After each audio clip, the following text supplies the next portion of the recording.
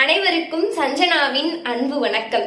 இன்று ஒரு நூல் புரட்சி என்ற தலைப்பில் நான் பரிந்துரைக்கும் நூலான, சமீபத்தில் நான் விரும்பி படித்த ஒரு நூலான பெரியார் எழுதிய பெண் ஏன் அடிமையானாள் என்ற நூலை பற்றி சில கருத்துக்களை உங்களுடன் பகிர்ந்து கொள்கிறேன்.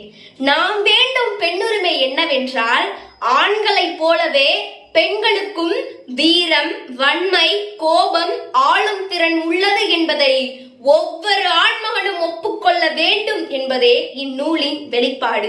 இன்னைக்கு பெண்கள் எதனாலங்க சுரண்டப்படுறாங்க? ஒண்ணு கற்புன்னு சொல்றாங்க, இன்னொன்னு பெண்கள் இப்படிதான் ஓடணும், இப்படிதான் ஆடணும், இதைத்தான் விரும்பணும், இதைத்தான் படிக்கணும், இதைத்தான் சாப்பிடணும், இப்படிதான் நடக்கணும், இப்படிதான் உடை அணியணும் அப்படின்னு சொல்றாங்க.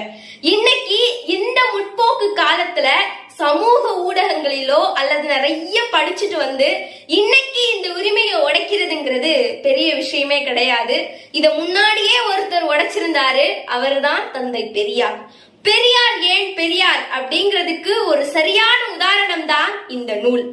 பெண் எழுந்தால் உலகம் எழும், பெண் தாழ்ந்தால் உலகம் தாழும் என்ற சொல்லின் உயிராக ஒரு நூல் என் சிந்தனையை மட்டுமல்ல, என் உள்ளத்தையும் புரட்டி போட்டது. அதுதான் பெரியாரின் பெண் ஏன் அடிமையானார்.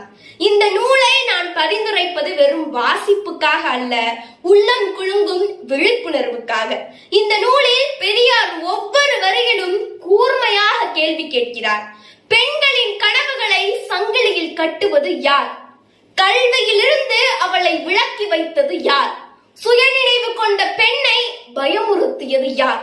இந்த நூல் என்னுள் ஒரு புரட்சியை ஏற்படுத்தியது. நான் யோசித்தேன், பெண்களின் அடிமைத்தனம் சமூகத்தின் வஞ்சகமா என்று.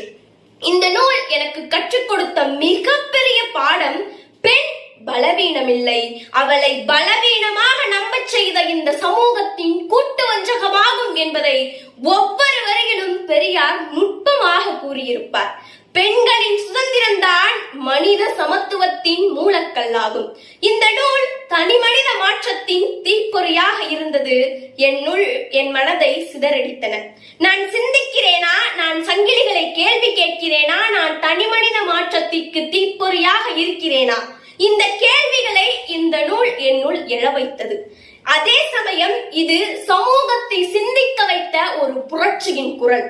திருமணம், சாதி, மதம் இவைதான் பெண்களை அடிமைப்படுத்திய கருவிகள் என்பதை வெளிப்படையாக கூறும் துணிச்சல் இந்த நூலுக்கே உரியது. ஆனால் இன்று பெண்கள் கல்வி, அறிவியல், அரசியல் என பல துறைகளில் முன்னேறினாலும் இன்றைக்கும் கேள்வி நிற்கிறது, ஒவ்வொரு வீட்டிலும் பெண்ணின் குரல் கேட்கப்படுகிறதா? சுதந்திரம் சட்டத்தில் எழுதப்பட்டாலும் அது நம் மனதில் ஒலிக்கிறதா? உண்மையான சமத்துவம் இன்னும் எத்தனை தூரம்? பெரியாரின் வார்த்தைகள் என் உள்ளத்தில் ஒலிக்கின்றன. உறக்கத்தில் இருக்கும் மனங்களை எழுப்புவதுதான் உண்மையான புரட்சி. அந்த வகையில் என் உள்ளத்தை புரட்டி போட்டது. என்னுள் ஒரு உறுதி பிறந்தது. மாற்றம் என் கண் தொடங்க வேண்டும். நான் பேசுகிறேன், நான் கேள்வி கேட்கிறேன், நான் சிந்திக்கிறேன். ஏனெனில் ஒவ்வொரு கேள்வியும் ஒரு அடிமை சங்கிலியை முறிக்கும். ஒரு நூல் ஒரு புரட்சி என்றால், எனக்கு புரட்சியை தூண்டிய தீபம் பெரியாரின் பெண் ஏன் அடிமையானார். பெரியார் கூறிய சில வரிகளை உங்களிடம் கூறுகிறேன்.